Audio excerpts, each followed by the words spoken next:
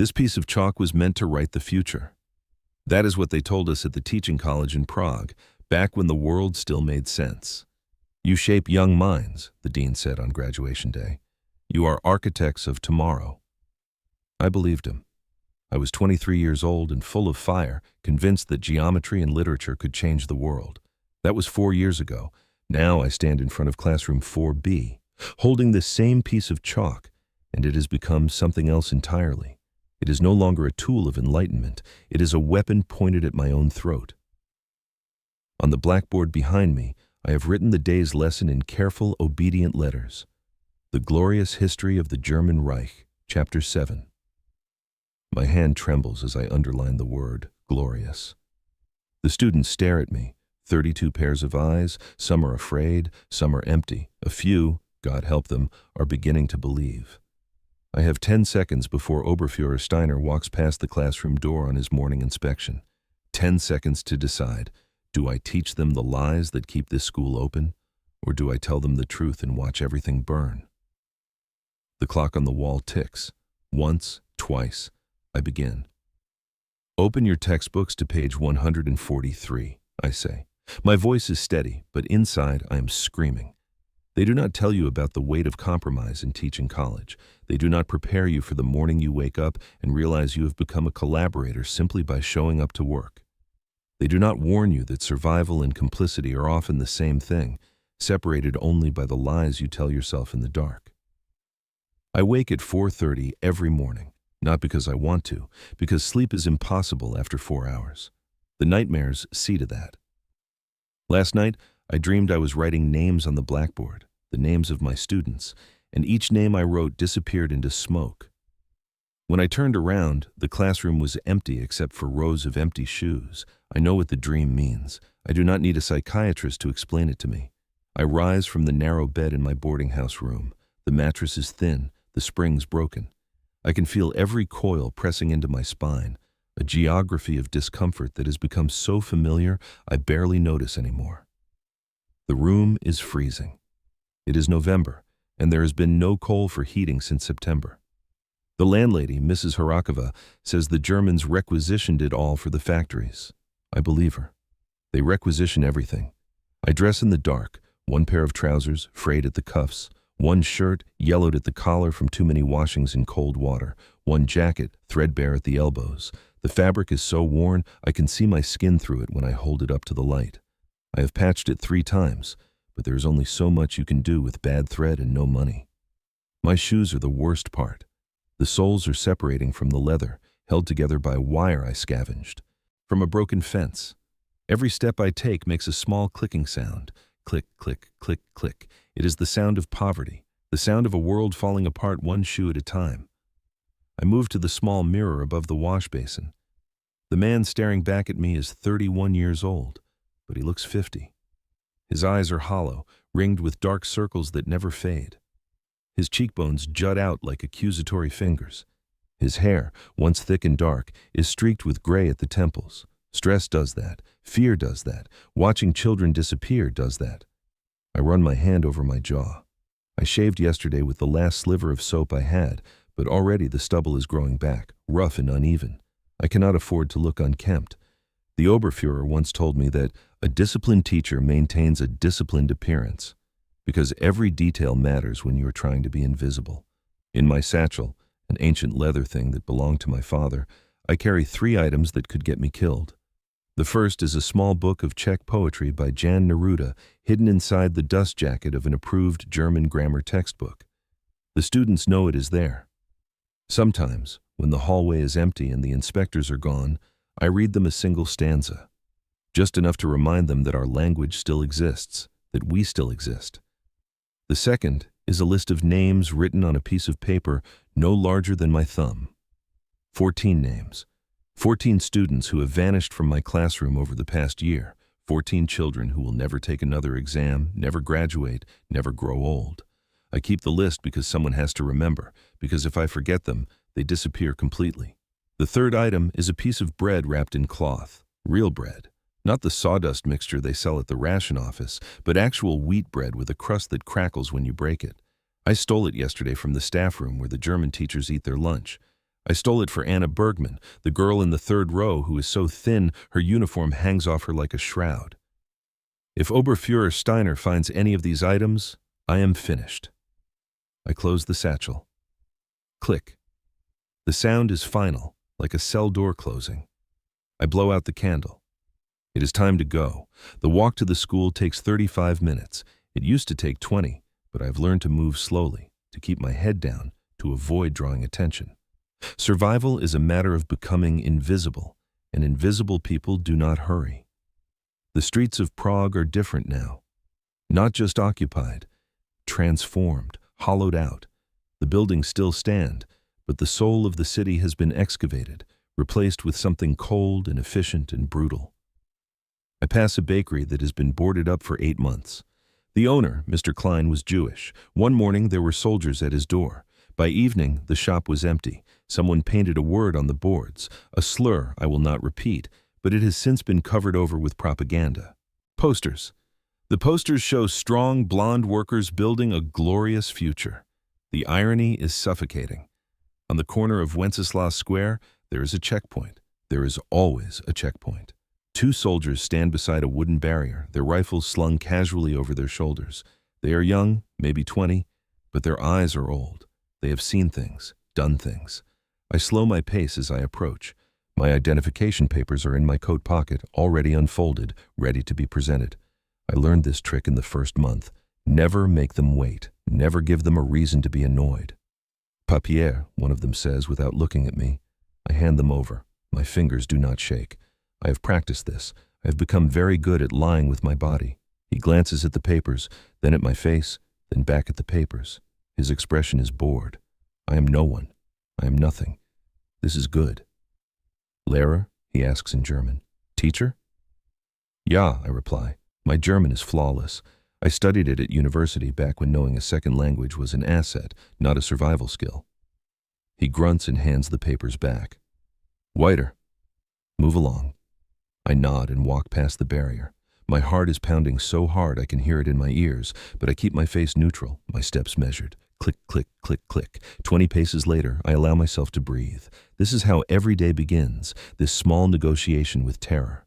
The school is a 3-story brick building that was once beautiful. It was built in 1887 during the Austrian Empire, and the architecture reflects the optimism of that era. High ceilings, tall windows, ornate moldings. There is even a Latin inscription above the entrance. Scientia et virtus, knowledge and virtue. Someone has painted over the Latin with a German slogan, Arbeit macht frei, work sets you free. The first time I saw it, I wept. Now I just walk past it. Inside, the hallways smell of damp wool and boiled cabbage. The heating system is broken, so the students wear their coats during class. The windows are covered with blackout curtains, even during the day because of the air raid protocols. The effect is claustrophobic. It feels less like a school and more like a prison. I reach my classroom at 7:15. The door is already unlocked. The cleaning staff comes through at dawn, though cleaning is a generous term. They sweep the floors and empty the bins, but there is no soap for scrubbing, no wax for polishing. Everything is dull and gray and coated with a fine layer of grime. I set my satchel on the desk and take out my lesson plan. It is written on a single sheet of paper, approved and stamped by the Education Ministry. Every word is prescribed. Every sentence is propaganda. Today's lesson. The Glorious History of the German Reich, Chapter 7, The Rebirth of the Fatherland. I read the first paragraph silently. In 1933, the German people awoke from the nightmare of weak leadership and embraced a new vision of strength and unity. Under the wise guidance of the Führer, the nation rose from the ashes of defeat to reclaim its rightful place as the leader of Europe. My stomach turns. I close the book. There is a knock at the door. I look up. It is Oberfuhrer Klaus Steiner, the Nazi officer assigned to oversee the school. He is tall, blond, and terrifyingly competent. He wears his uniform like a second skin, every button polished, every crease sharp. He is 42 years old and has a doctorate in pedagogy from the University of Berlin. Before the war, he was a professor. Now, he is an enforcer. Guten Morgen, Herr Novak, he says, stepping into the room. His Czech pronunciation is perfect, which somehow makes it worse. Guten Morgen, Herr Oberfuhrer, I reply, standing. You always stand when he enters. He walks slowly around the classroom, his hands clasped behind his back, inspecting everything. The desks, the blackboard, the bookshelves. He stops in front of my desk and picks up the lesson plan. Chapter 7, he says, reading. Good. The students must understand the historical necessity of our mission. He sets the paper down and looks at me. His eyes are blue and cold, like chips of ice. You understand this, yes? I nod. Ja, Herr Oberfuhrer. You are a good teacher, Herr Novak. You are reliable. This is why I allow you to continue working here. He pauses. But I must remind you that reliability is not the same as loyalty. Loyalty must be proven, every day. My throat is dry. I understand. He smiles, but it does not reach his eyes. Excellent. I will observe your lesson this morning. I trust it will be enlightening. He walks to the back of the classroom and sits in the last row, folding his arms, waiting. The students begin to arrive. They file in silently, their faces blank, their movements careful. No one laughs, no one whispers. They have learned that noise attracts attention, and attention is dangerous. Anna Bergman sits in the third row, as always. She is 15 years old and disappearing before my eyes. 2 months ago, her father was arrested for anti-state activities. No one knows where he is now. Her mother works in a munitions factory 16 hours a day. Anna comes to school because there is nowhere else to go. I catch her eye as she sits down. She looks at me, and I see the question there. Do you have it? I give the smallest nod. Her shoulders relax, just slightly. In the front row, there is Joseph Krall. He is 17, tall and sullen, with a permanent scowl. 6 months ago, he was caught painting anti-Nazi slogans on a wall near the train station. The Gestapo arrested him. They kept him for 3 days. When he came back, he was different. Quieter, more obedient. He sits in the front now, where Oberfuhrer Steiner can see him. Behind Josef is Marta Svobodova, a quiet girl with wire-rimmed glasses who wants to be a doctor. She writes everything down in a small notebook, every word, every date. I do not know if she believes what I teach or if she is simply trying to survive. I do not ask. And in the back corner, near the window, is Pavel Dvořák. He is 16 and clever, too clever for his own good. He asks questions, dangerous questions. Last week, during a lesson on German military victories, he raised his hand and asked, Pane Uchiteli, if Germany is winning the war, why are there food shortages? Mr. Teacher. The room went silent. Oberfuhrer Steiner, who was not present that day, would have had Pavel arrested. I answered carefully. The shortages are temporary, the result of the inefficiency of the previous government. The Reich is correcting these mistakes. Pavel stared at me. I stared back. We both knew I was lying. We both knew he had to pretend to believe me. Now, with Oberfuhrer Steiner sitting in the back row, Pavel keeps his eyes down. He does not raise his hand. He does not ask questions. He is learning. I clear my throat. Good morning, class. Good morning, Pane Novak, they reply in unison. Their voices are flat. I turn to the blackboard and pick up the chalk. My hand is steady now. I have made my choice. Today, I begin, we will discuss Chapter 7, The Rebirth of the Fatherland. I write the title on the board. Each letter is careful, deliberate. I can feel Oberfuhrer Steiner's eyes on my back, watching for any sign of deviation, any hint of subversion. Open your textbooks to page 143, I say. The sound of pages turning fills the room. It is the sound of compliance, the sound of survival. I begin to read from the textbook. My voice is clear and measured, each word enunciated perfectly. In 1933, the German people awoke from the nightmare of weak leadership and embraced a new vision of strength and unity. Under the wise guidance of the Führer, the nation rose from the ashes of defeat to reclaim its rightful place as the leader of Europe. I pause. The students are writing, copying down the words. Anna's hand moves mechanically across the page. Joseph stares straight ahead, his jaw tight. Marta's pen scratches frantically. Pavel is motionless, his textbook open but his hands folded in his lap. I continue.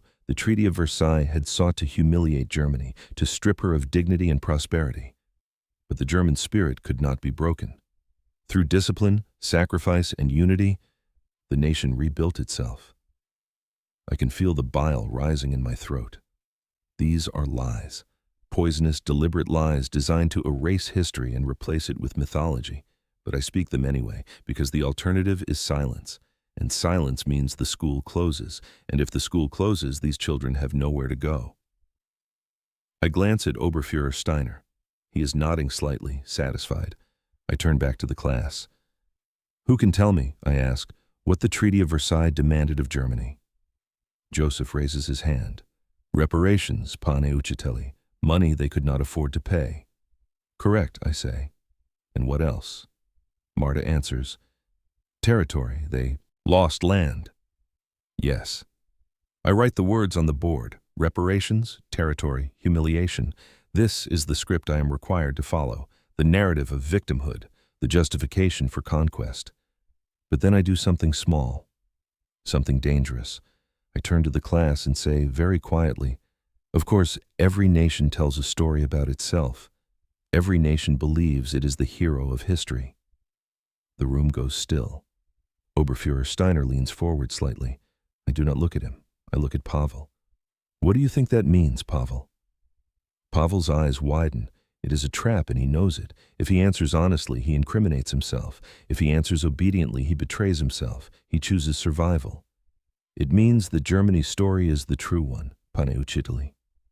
I nod. Precisely. Oberfuhrer Steiner relaxes. The moment passes, but Pavel is looking at me differently now. He understands. I have given him something, the idea that there are other stories, other truths. It is a seed planted in the dark, and I do not know if it will grow or wither. But it is all I can do. The lesson continues for another 40 minutes. I recite the approved text. The students take notes. Oberfuhrer Steiner observes in silence, his expression unreadable. When the clock strikes 8:30, I close the textbook. That is all for today. Please complete the questions on page 145 for homework. The students begin to pack their bags. Oberfuhrer Steiner stands and walks to the front of the room. A moment, Herr Novak, he says. My blood turns to ice. Of course, Herr Oberfuhrer. He waits until the last student has left, then closes the door. We are alone.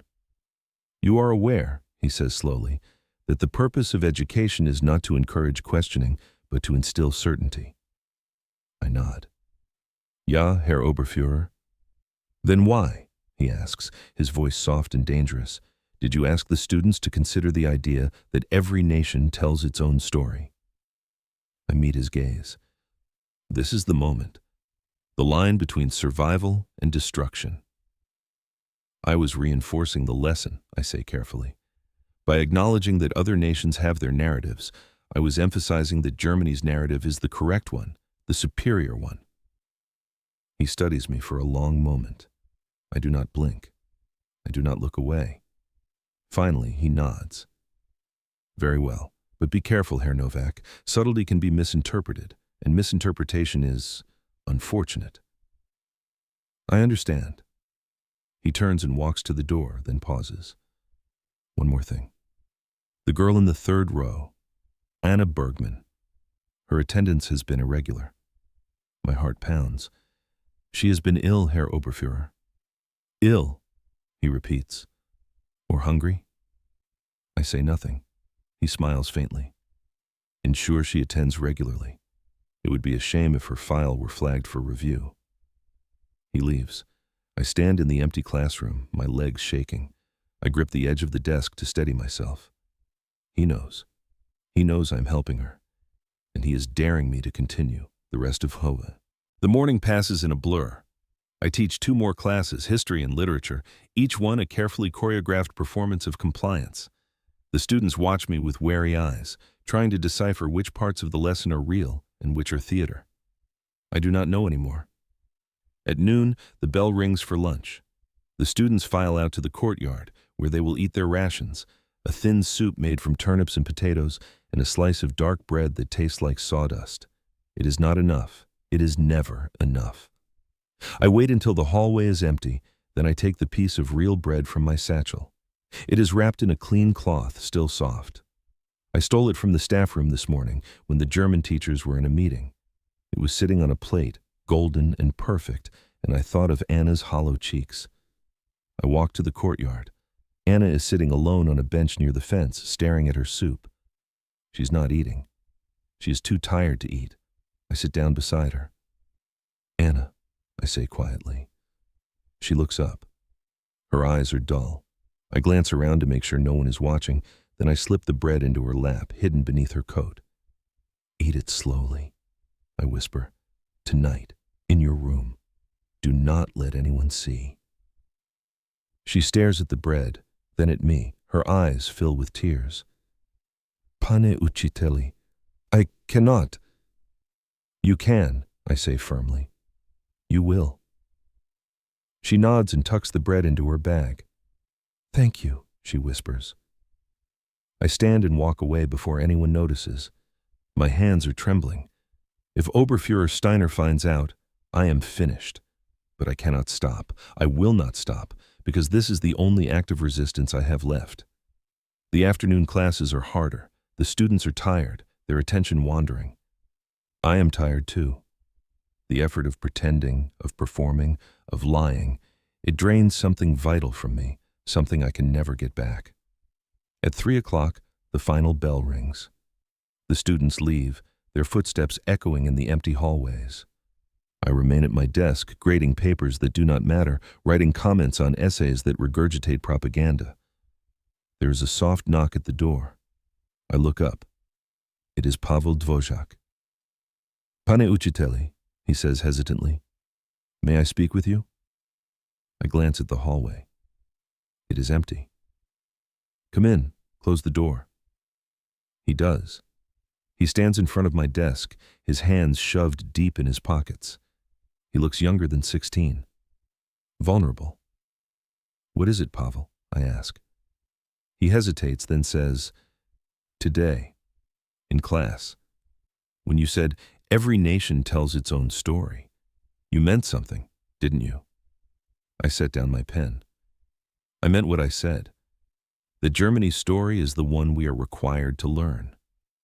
But that is not what you believe. It is not a question. It is an accusation." I look at him carefully. This is dangerous. If he repeats this conversation to the wrong person, if he's trying to trap me, I'm finished. But I see something in his eyes, not cunning, desperation. "Pavel," I say quietly, "I believe that survival requires compromise, and that sometimes the compromise is so great we forget who we were before we made it." He stares at me. "So you are lying, every day. You stand up there and lie." "Yes." "Why?" "Because if I do not, the school closes. And if the school closes, where will you go? Where will Anna go? Where will any of you go?" His jaw tightens. "So we are supposed to just accept it, learn their lies and pretend it is the truth?" "No," I say. "You are supposed to survive. You are supposed to remember. And when this is over, if it is ever over, you are supposed to tell the truth." He looks down at his hands. "My father," he says quietly, "used to say that silence is the same as agreement." "Your father was right," I say, "but your father is not here. And you are. And I need you to stay alive, Pavel. Do you understand?" He nods slowly, but I can see the anger in his eyes, the frustration, the helplessness. "One more thing," I say.